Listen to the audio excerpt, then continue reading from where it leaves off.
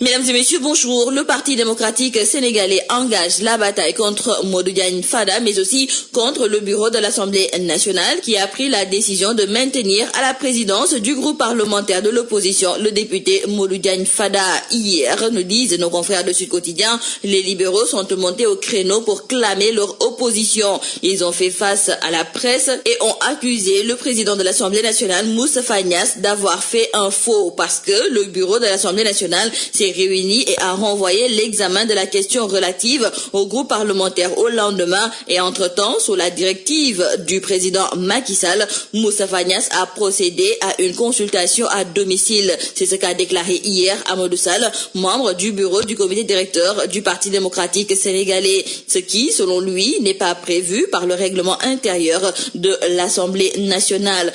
Amadou Sall révèle que Niasse a pris son téléphone et a appelé les membres du bureau chacun individuellement, ce qui fait qu'il dira que le bureau réuni a été mis en consultation à domicile. Cela ne s'est jamais fait et c'est un concept nouveau qu'il a inventé pour violer et s'asseoir sur la Constitution. C'est pourquoi Maître Sall met en garde que si le président de l'Assemblée nationale s'arroge le droit de créer un autre groupe au nom de l'opposition, tous les membres de l'opposition vont démissionner de ce groupe et Macky Sall et Moustapha Niasse prendront alors la responsabilité historique devant le peuple sénégalais de créer une assemblée nationale monocolore. Hier aussi, Maître El Hadji Diouf faisait face à la presse et selon nos confrères du journal Rewmi Quotidien, il a lancé des missiles à l'endroit de Moustapha Niasse. Selon lui, ce dernier doit être traduit devant la haute cour de justice et Fada peut être poursuivi pour faux et usage de faux. Justement, dans le journal L'Observateur, c'est Aïda Mbodj qui annonce qu'elle va poursuivre Modou Diagne Fada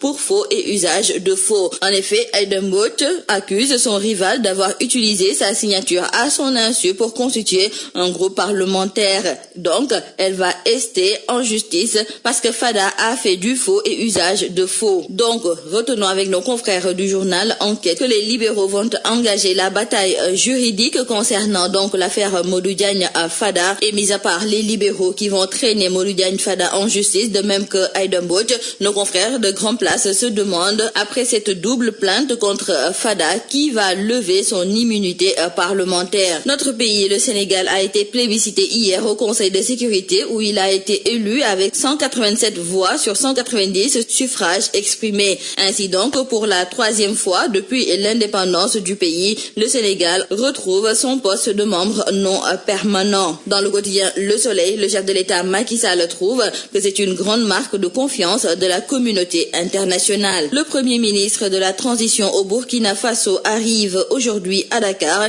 Isaac Yacouba Zida va sûrement demander au chef de l'État sénégalais de continuer à s'occuper de la médiation au Burkina Faso. D'ailleurs, faut-il le rappeler, les propositions controversées de sortie de crise faites aux différents protagonistes par le président en exercice de la CEDEAO au lendemain du coup d'État éphémère du général Gilbert Diendéré n'étaient pas du goût des autorités de la transition, au premier chef desquels se trouve le président de transition Michel Kafando. Parlons sport à présent. Aujourd'hui, c'est Pape Diouf, l'ancien président de l'Olympique de Marseille, qui est l'invité de nos confrères du quotidien du sport Stade. Et ce dernier analyse le coaching de Aliou Cissé. Et malgré la deuxième défaite de rang du Sénégal en amical face à l'Algérie, après celle enregistrée devant l'Afrique du Sud, Pape Diouf refuse de s'alarmer. Au contraire, il dit être en phase avec Aliou Cissé, car on ne peut pas lui reprocher de chercher la solution idéale. Et nous terminons par nos confrères du journal Libération qui nous raconte ce drame qui s'est déroulé